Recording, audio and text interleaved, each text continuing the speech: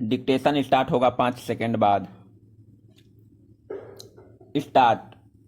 महोदय, हमारे जीवन में संगीत का व्यापक स्थान है। स्टॉप। भारतवासियों को अपने प्राचीन युग से अथवा अपने पूर्वजों से शास्त्रीय संगीत के रूप में एक बहुमूल्य निधि मिली है। स्टॉप। हमारे पूर्वजों की दृष्टि में संगीत का ध्येय आध्यात्मिक साधना तथा था और उन्होंने संगीत का इसी आदर्श के अनुकूल विकास किया। स्टॉप। हम कह सकते हैं कि हमारे देश में यह कला पूर्णता के शिखर पर पहुंच चुकी थी।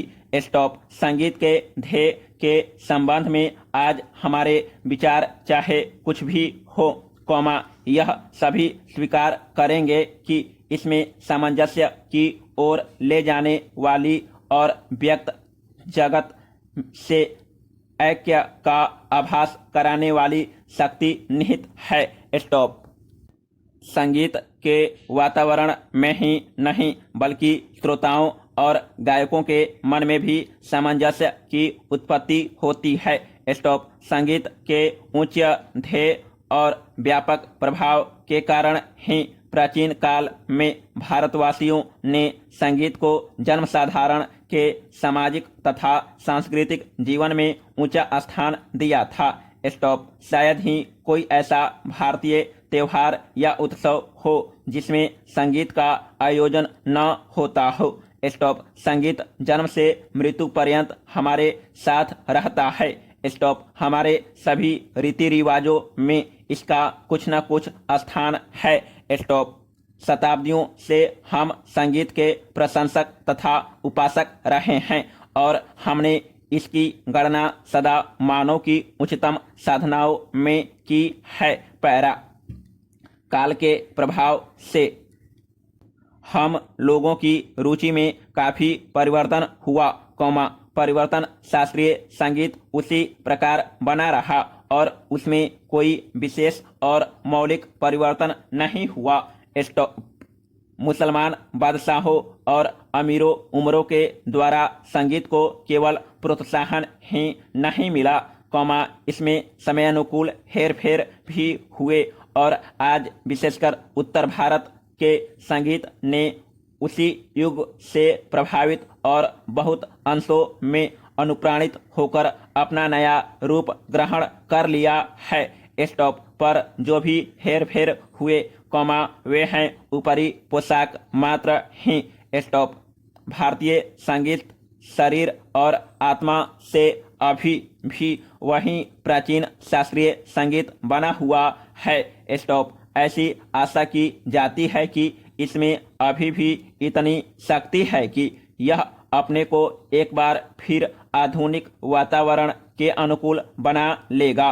स्टॉप। प्राचीन संगीत कला भारतीय रजवाड़ों के दरबारों में उनके आश्रय से पनपती रही। स्टॉप। यह स्वीकार करना होगा कि भारतीय नरेशों द्वारा दिए गए प्रश्रय के कारण संगीत लुप्त होने से बच गया, परंतु यह भी मानना पड़ेगा कि इन वर्षों में भारत की जनता का शास्त्रीय संगीत से बहुत कम संपर्क रहा। स्टॉप। अतः जनता और हमारे परंपरागत सर्वश्रेष्ठ संगीत के बीच एक खाई पैदा हो गई। स्टॉप। यदि हमें संगीत को जीवित रखना है और सहस्रों वर्ष पुरानी इस अमूल्य परंपरा की रक्षा करनी है तो हमें इस खाई को पाटना होगा। स्टॉप। यदि यह आवश्यक हो तो शास्त्रीय संगीत में ऐसे संशोधन करने में कोई बुराई नहीं जिनके फलस्वरूप यह लोकप्रिय बन सके। स्टॉप। इसके साथ ही जनसाधारण को भी शिक्षित करने की आवश्यकता है जिससे उनकी रुचि अधिक परिष्कृत हो सके और वे शास्त्रीय संगीत का आनंद उठा सके। स्टॉप। भारत गणराज्य में नरेशों अथवा रजवाड़ों का अच्छा स्थान है। पैरा।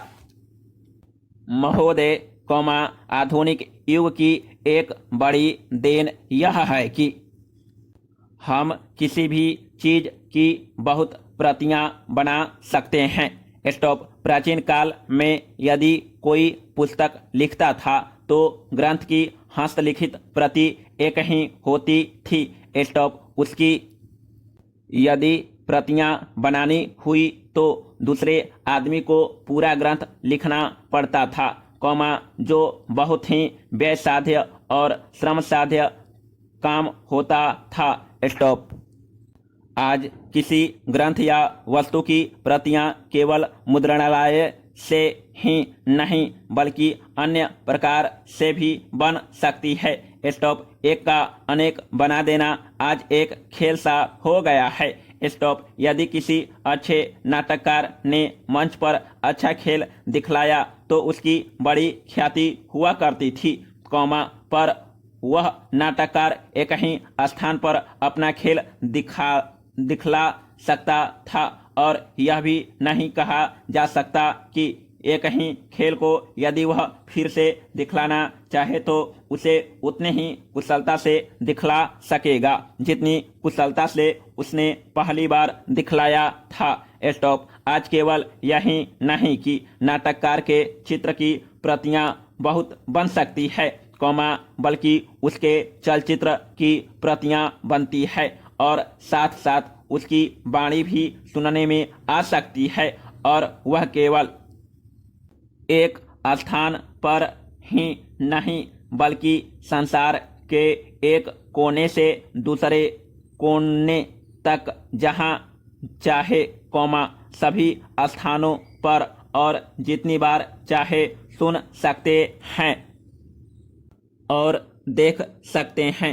स्टॉप। इसी का नाम साधारणतः फिल्म हो गया है।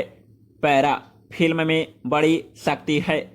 स्टॉप। यदि अच्छे पात्र, अच्छे कथानक और अच्छा आदर्श दिखलाया जाए तो उसका प्रभाव बहुत ही अच्छा पड़ता है, जैसे किसी भी अच्छे नाटक का।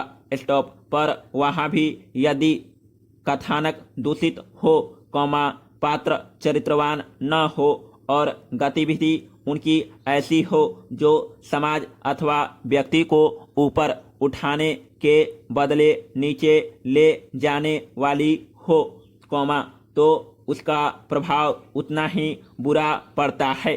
स्टॉप। नाटक तो एक आदमी एक स्थान पर करके उसका भला या बुरा प्रभाव वहाँ बैठे हुए लोगों पर ही डाल सकता है, दूर दूर के लोगों तक उसका प्रभाव नहीं पहुँच सकता। स्टॉप। पर फिल्मों में भला या बुरा करने की शक्ति कई गुनी अधिक हो जाती है। स्टॉप। किसी फिल्म की जितनी प्रतियां बना ली जाती है, उतना ही उसका प्रभाव भी असीमित हो सकता है। स्टॉप। इसलिए यह आवश्यक हो गया है कि जिस चीज में इतनी शक्ति हो, उसका उपयोग इस प्रकार से किया जाए कि उससे अच्छे से अच्छा फल मिले और उसमें किसी प्रकार की बुराई न आने पाए। स्टॉप। आज सिनेमा का उपयोग 3 कामों में होता है: शिक्षा, मन बहलाव और प्रचार। स्टॉप। ये तीनों काम जीवन में महत्वपूर्ण है।